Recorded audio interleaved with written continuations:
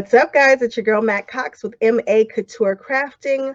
Welcome to day 5. What? We made it. 5 days, 5 videos. It's insane. It was an insane amount of work, but it was worth every bit of it. This is my favorite quilt of the series. So I did 4 quilts, all 3-yard quilt kits, and this is it. And it's hilarious because this is the fabric that I've been running from my whole life. Like when I think of African fabric, this is what I think of, and I was running from it. I don't want it. I don't like it. I don't know what to do with it. What? This is what to do with it. I love it, love it, love it. I love this pattern too because this pattern says, please do some embroidery or applique. It says, please do it. This pattern is called Tic Tac, and of course, you will get the pattern with the kit. We are not affiliated with 3-yard quilts. We are just fans. I am the world's biggest fan of Donna Robertson, and I wanted to be her. And somebody let me pick my own kits. What? I know. If you ask for it, sometimes you'll get it. And this is what I wanted to do. I wanted to see what would happen if I got a chance to choose my own kits. And I get the feeling that Donna probably wasn't going to do one with African fabrics. So I felt like this one would be unique. This series has definitely been unique. I'm really pleased with how they've come out. Now, this pattern seems like it would be super easy. And yes, of course, you can, grab a block and sew some stuff to it and all of that. She has an easier way to do it. And I show you how I modify how I do this just to make it a little easier for me to do. And also you can see that I'm using directional prints. And so you kind of want to be careful with that and how you lay this quilt out. Also, these applique symbols, they have meanings. They're African symbols. I made my quilt tell a story. So I can't wait to tell you guys which symbol means what and why I kind of put it where I put it. This quilt, guys, is it. I love it. You guys will definitely be seeing these quilts behind me as I do more videos, as I do more content. Like, it's happening. This channel is happening, guys. So please like, comment, subscribe, and share. Share so that we can grow this channel and grow this community and do more funky stuff like this. Like this quilt, although it's an African quilt and I know that it's like a traditional pattern and all that, it's funky and it's dope and I love it. And I'm so thankful you guys came along this journey with me. Please continue watching so you can see how I put this together. And please, the videos are now live. The kits are now live. All of them. You can go watch them. You can get these kits. Be fast because these are going to sell out. I didn't put together a ton of them. And so Quilt In with Soul has a huge demographic. People love them. These are going to sell out super duper quick. So be sure that you get your hands on it fast. The way to contact them will be left in the description bar below, and I will see you guys next week. Bye-bye. Well, this is it. We have made it to day 5 and my absolute favorite quilt of this series. This is the back, and I'm going to show you guys how to put this together, but this one goes together a little tricky it's not that so much that it's tricky. Two things happen. One, I didn't realize that I needed to cut just a little bit longer in one area. And I had some leftover fabric to do so it wouldn't have been a big deal. And then the other thing is the way that they have you do the sashing just isn't reasonable for the amount of space that I have or the way that I cut. So I'll show you guys exactly what I'm talking about. So here I am cutting these faces. Now you can see that this fabric is directional, but they are squares that we're looking for. So as long as you pay attention to the orientation, you'll be fine. And you use these for borders too. And so if you are all particular about the heads being cut off, maybe you want to change this section out, or maybe you just want to be a little bit more careful about the direction of the heads. I made sure that when I sewed the strips together, all the heads were going in the same direction, the same orientation. But I don't know that it makes that big of a difference because once you chop it up, you really can't tell so much what you're looking at. You kind of just get the gold and the black. And this fabric is indeed gold and black. So it's like gold and I love it. I love it so much. Out of all the quilts, this is the one that I would have thought that I would have liked least. This is the Tic Tac pattern. And you can tell that this is a simple quilt. You can look at this and probably tell how to put it together. But the way that it goes together is different for sure. And so I am cutting up the black fabric here. And I actually use this black fabric in the number 2 spot. And I know that it uses black, so it could probably be a little confusing. But again, the black fabric is going to be used in the number 2 spot because I needed a big square of black so that I could put my applique on. So I'm using some, I think this is Norcott's black. I don't know. So many black fabrics that are roaming around in my little sewing area.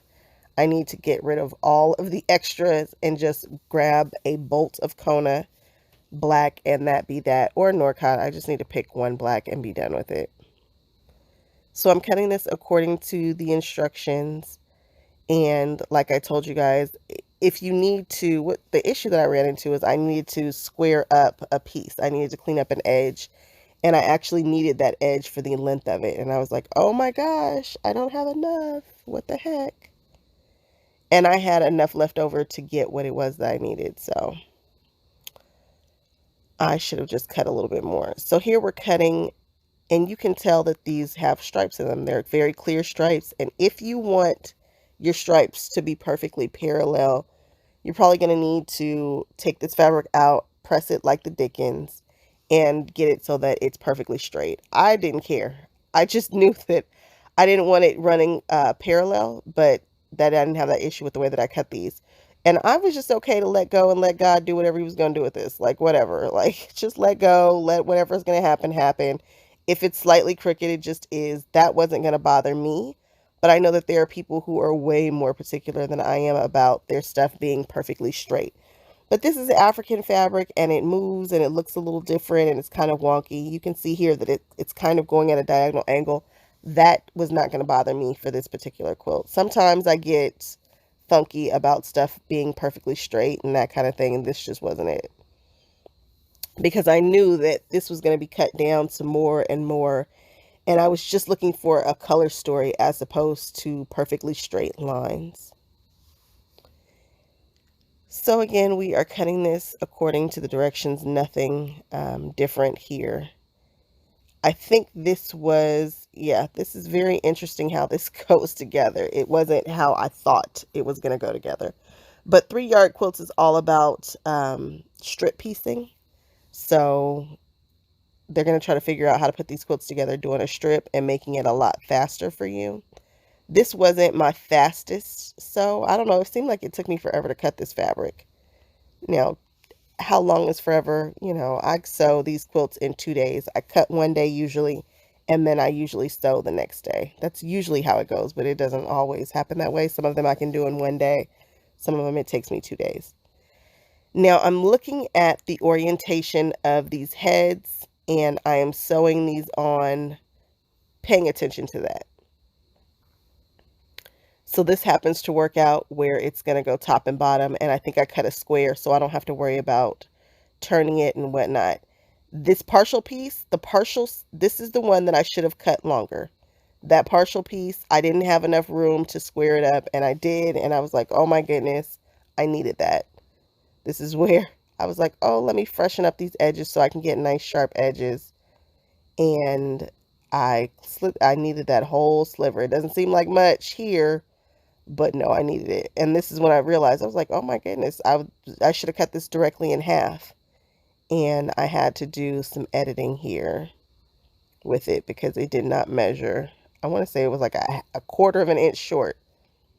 I was like, my goodness, what on earth happened here? The way that you cut this one up too, just pay attention to it. If you can cut just a little bit longer on everything in case you need to freshen up your edge, you will not be sorry. And I had fabric left over. So let me show you guys how this lays out so that you don't get confused. Lay out all 3 of the rows exactly the same. Even though you know the center one needs to be flipped, just lay it out and look at it. Make sure that all the gold heads are in the upward orientation and they are identical going across, because you'll see that some of these squares have the border already sewn to them and some of them don't. Like right here, the borders are sewn to it. Right here is just a plain square. Pay attention to that because that one at the top has the border sewn to it. So if you flip that around, you could have your orientation all the way off. So I laid down the symbols and I made sure that this quilt looked exactly the way it was supposed to going up, and it was perfectly lined up. Otherwise, you are going to absolutely run into some issues, and I don't want you to do that. That's a no-no. Lay it out. Make sure that everything lines up the way that it's supposed to, because you cannot just flip it upside down. No, that's not going to work. You're going to have to actually rotate them. And this is weird. This is where it got funky for me. I am right now piecing for the sashing. So it's not like you sew a bunch of strips and then a bunch of cornerstones. You're doing it in a strip. I did not feel comfortable sewing the entire strip together. That would have given me like 60 inches long. I sewed just this amount, like a sashing strip, a border, a sashing strip, a border. And then I cut it. And then I sewed it together. You'll see in just a moment what I'm talking about. Stay with me. The way that she has you do it is to sew all of these together. And I'm like, that's too long. And if I fold it in half, I just knew things would be super wonky. So I just sewed 3 here. And then I cut this. This is a sashing strip, which means it's going between the blocks. And I cut it according to the directions. And then I cut another one. And I needed to get 4, I think I need to get 3 or 4 sashing strips. I think it's 4 out of this entire strip. So I cut those. Now I'm just going to do another one and sew it to that one instead of having them all together, folding it in half and cutting it. No. So there we go. That's how I got that. And it was fast. I mean, it's faster than sewing a strip, than a black piece, strip, than a black piece. But I definitely wouldn't have sewed the whole thing together and then cut it. And then I laid it out again just to make sure that I had the right orientation before I started sewing these together, because I did not want to head upside down or sideways or whatever. And there is a way that it goes together. So the first one's symbols mean by God's grace, all will be well, learn from your mistakes, strength, power of love, democracy, and unity. And the next set is beauty, God's perfection, strength, nurturing, learn from the past, God is supreme. You can tell your own story, and she has a few more of these on her site so that you can see which ones you want in your set. And so here we go. I am trying to find the center of this square. And there we go. I found it. And it looks good. And I'm really eyeballing it. It's not like I measured extremely here. I just folded it in half again, finger pressed it so I could see the crease, and then line this guy up the best way I knew how. And then I fidgeted with it until the circles looked like they fell where they were supposed to fall. Because once you take that paper backing off, it moves a little differently. And again, I'm eyeballing it, not measuring, oh so special. And then I ironed it down for a few seconds, and it's on there. And then I sewed it down. Now you're going to want to be sure to sew these down. Even though it's ironed on, which is nice, and it's quilted over, you still want to sew these down for security, especially if you're planning on washing this guy. So just go ahead and sew. And I'm using a straight stitch here because I'm on my straight stitch machine. Not a blanket stitch, not a decorative stitch, just a straight stitch. And I have black thread, and I'm just going around it. And that is time consuming. So be ready for that. Now I'm going to put them all together, and I'm going to pin these intersections so that they line up properly. And sometimes I like to use clips. Sometimes I like to use pins. It just kind of depends upon what mood I'm in. And I'm making sure that the seams nest at these intersections. And that just means that some of the seams are going one way and the other seams are going the other way. Now I'm going to show you guys how I do the back panel. I should have pressed this better, but I didn't because I'm me. And I am all about fast sewing as opposed to super accurate sewing. I'm making a ton of quilts, guys. I'm just trying to give you guys all the ideas and things. You can go ahead and add your own flair and your perfectionism to these quilts as you make them. So here I'm just taking off the sides and the edges to get a nice, fresh, clean cut so that I can measure this and figure out how much larger I need to make it in order for it to become the back panel. So I'm not taking off a lot. I'm just taking off just a touch. So I measured the quilt as it is right now. And the quilt top as it is 47 by 59. Everybody's might be a little bit different depending upon how you sew your 1/4 inch and all that. So that's what the quilt top is now. For the backing, I need at least 4.5, at least 4 inches on either side. So I just add 10 inches to both the length and the height. I just add 10 inches. So that's what I need. I need my backing to be at least 57 by 69.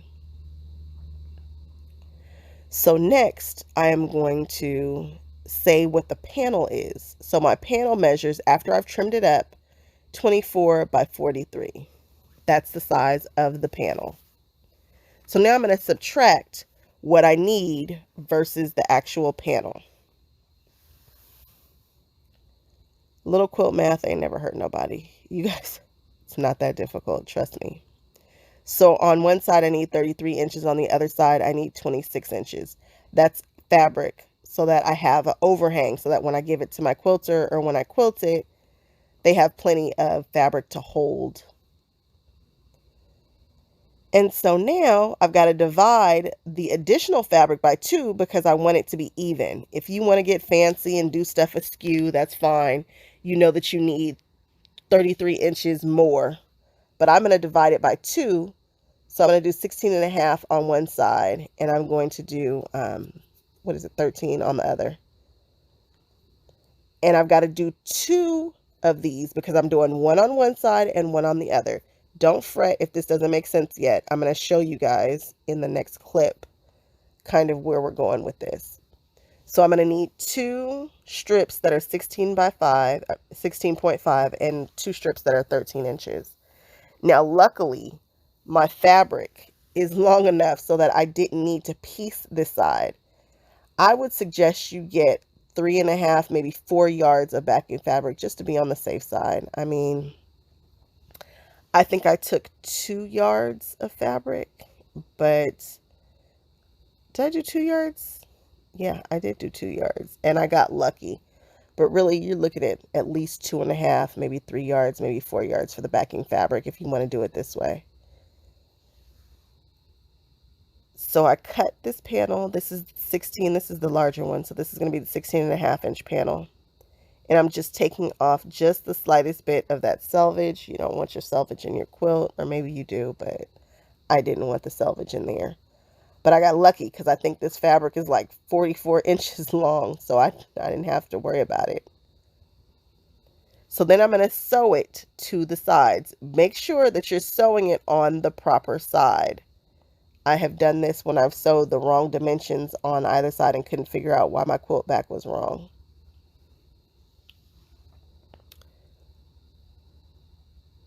So now I'm going to do the other side. I'm just going to go ahead and freshen this up and cut off the selvage. Okay. So now I sewed it to either side of the panel, the short sides. The short sides needed the longest, and you can see that I have overhang. I've got it on top of my quilt, and I've got 4 inch extra on either side. So that's what that looks like. Now we need to do the top and the bottom. For the top and the bottom, I'm going to need to piece. So I needed 3 strips. No, did I do 2 strips? I did 3 strips total for the top and the bottom. So you can see there that it's seamed.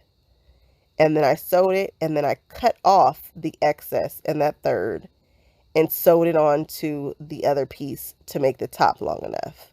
So you're going to need 3 pieces at 13 inches for this particular panel. I mean, it depends upon what your panel is. So then I sewed that at the bottom. I took the excess and I sewed it on to the top panel, the top strip, so that it was long enough, because it's definitely longer than 40 something inches, which is all the fabric that you get. And there you can see how large it is, how I extended it. Now I'm going to put the quilt on top so you can see that I have overhang at the bottom and the top. And I know that probably seems wasteful, but your long armor needs it so that they can roll it and clip it and quilt it without it doing too much shifting and moving and things. So that's how you do a panel on the back. And again, I suggest doing about 4 extra yards, honestly, of backing fabric. And this is my finished quilt, guys. My absolute favorite. If you have done the whole series with me, thank you, thank you, thank you. If not, go back and check it out. And I thank you guys so much for hanging out with me. Here are a couple more videos from this series.